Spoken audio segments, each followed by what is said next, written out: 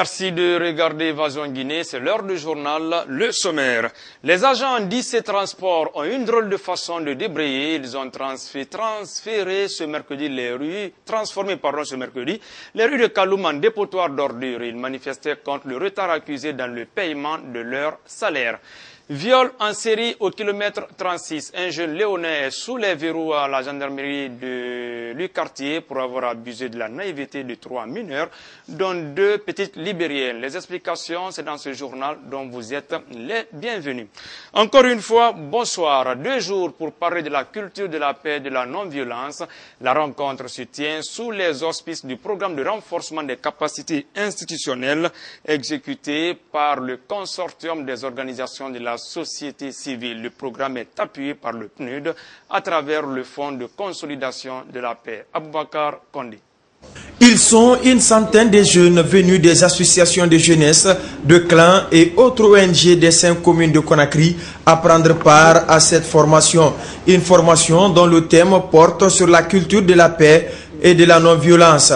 Pendant 2 jours, les participants vont identifier toutes les sources de conflits et leurs méthodes de gestion. J'ai travaillé avec les clans depuis 1998. Je me suis rendu compte, après les différentes études et les statistiques, que la violence est surtout concentrée dans le milieu juvénile. Et quand vous prenez les différents quartiers, on sait exactement où on trouve de la violence. Et nous avons également su que la violence, souvent, c'est des jeunes qui ont été manipulés par d'autres intérêts cachés. Ces derniers temps, les jeunes ont été à l'avant-garde des changements intervenus en Guinée, parfois manipulés pour des fins politiques.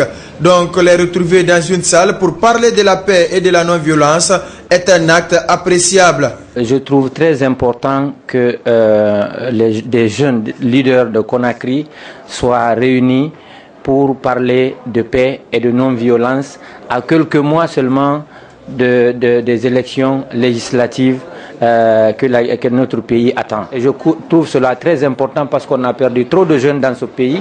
4 ONG sont à l'origine de la tenue de cette formation, une formation qui vient à point nommé puisque la Guinée s'achemine vers de nouvelles consultations électorales. Dans son intervention, le directeur national de la jeunesse a salué les initiateurs. Ce consortium est encore jeune, mais a déjà vu très grand. Je les encourage vivement à s'approprier de toutes les questions pour la paix et la stabilité, parce que ça n'aura pas de résultat s'ils ne s'approprient pas et qu'ils soient les porteurs de messages de paix dans notre cité. Au sortir de cette formation, des séances de restitution seront organisées pour assurer une démultiplication des enseignements reçus. Après la journée de sensibilisation et de formation à l'intention des médias, la Guinée a célébré en différé ce mercredi 22 février la journée internationale tolérance zéro aux mutilations génitales féminines. Le thème retenu cette année de Malabo à New York, soutenir la résolution des Nations Unies interdisant les mutilations génitales féminines. Assatou Nadel Diallo. C'est sous le thème de Malabo à New York, soutenir la résolution des Nations Unies interdisant les mutilations génitales féminines que la 9e journée internationale tolérance zéro MGF a été célébrée ce mercredi. Le système des Nations Unies et d'autres partenaires, notamment l'UNFPA, fournissent un appui soutenu au programme d'abandon des MGF par les communautés vu l'ampleur et la diversité du phénomène de violence dont sont victimes chaque année des milliers de filles. Le plaidoyer que nous menons aujourd'hui permettra sans aucun doute aux décideurs et autorités politiques à tous les niveaux d'appréhender toute l'ampleur et la diversité du phénomène de violence dont sont victimes chaque année près de 2 millions de filles. En Guinée, la pratique de l'excision concerne 96% des filles selon les résultats de l'enquête démographique et de santé de 2005. La représentante du CEPETAF estime que plus que les autres pays du monde, la Guinée doit fêter en temps réel le 6 février. La date du 6 février a été proposée en 2003 à Addis Abeba au comité interafricain par notre compatriote, Dr Moursantan Kouyaté, qui s'est inspiré d'une victoire de CEPETAF et des femmes guinéennes tout entières, concrétisée par le dépôt solennel et public des couteaux de l'excision dans les préfectures de Kouroussa, Kéréwani, Conakry Mamou, Dalaba, Pita et Kisibi. Ainsi, au cours de sa conférence internationale Tolérance Zéro MGF, le comité interafricain a obtenu l'engagement total des premières dames d'Afrique qui ont déclaré le 6 février date de création du comité interafricain, journée internationale Tolérance Zéro aux mutilations génitales féminines. Au cours de cette cérémonie, les assistants ont eu droit à une prestation théâtrale très émouvante de la troupe Taïbou sur les mutilations génitales. Les agents de la société d'assainissement IC Transport ont une façon particulière de débrayer, salir les principales rues de Kaloum. C'était aujourd'hui pour cause le retard accusé dans le paiement de leur salaire. Le constat de Billy Nankouma Kondi. Les travailleurs de la société d'assainissement IC Transport étaient une nouvelle fois cet après-midi dans les rues de Kaloum.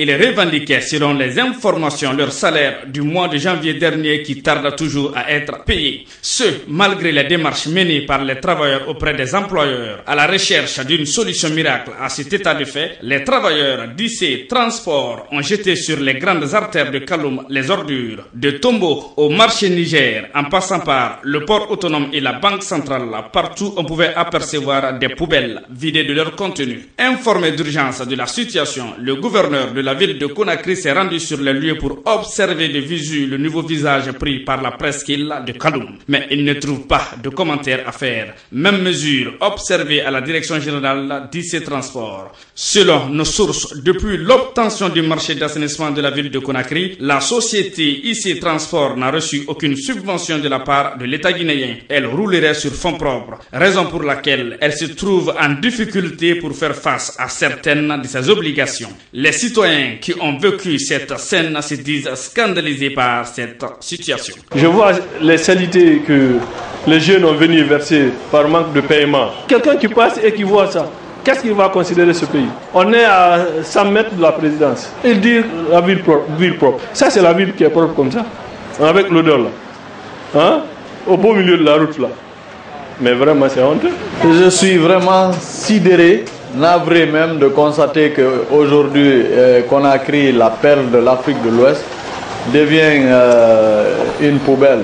La santé des populations sont en danger. Vous n'êtes pas sans savoir qu'on a annoncé le choléra à Forêt-Caria et ce genre de trucs, vraiment, c'est très difficile quoi. En attendant que les autorités et responsables ne se prononcent sur la situation, Conakry, la perle de l'Afrique occidentale d'antan, a pris un nouveau visage. Et les pauvres citoyens, eux, respirent les odeurs nauséabondes qui dégagent les ordures jetées à ciel ouvert dans les rues de Kaloum. Elle est fermée et ne sert à rien depuis belle lurette. La maison des jeunes de Dixine Centre 1 est réclamée par ses propriétaires. La jeunesse du quartier est montée au créneau ce mercredi pour récupérer leur permanence. El Ajoumar Bari. Ce bâtiment qui date du temps colonial est vivement réclamé aujourd'hui par la jeunesse de Dixine Centre 1. À en croire ces jeunes de ce quartier, ce bâtiment a été vendu par une famille se trouvant face à l'édifice, ce qui a provoqué leur colère et à se plaindre au niveau du ministère de l'Urbanisme et de l'Habitat et du patrimoine bâti public. Ils affirment détenir des preuves concrètes. L'objectif, c'est pour venir au niveau du pouvoir central pour qu'ils aident le quartier du Centre 1 à regagner leur ancienne permanence. Administrativement, nous avons vu qu'il y a blocage.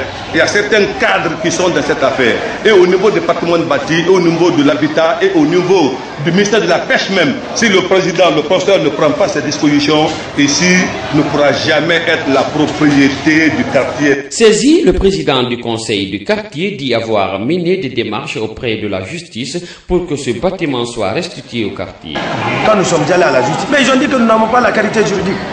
Donc, Madame Ansefta Bangoura a toujours raison. Donc, ce n'est pas le quartier qui doit réclamer. Il y a un agent judiciaire de l'État qui lui a donné les deux titres fonciers. Le premier appartenait à Ferabangali Bangoura, le propriétaire des lieux.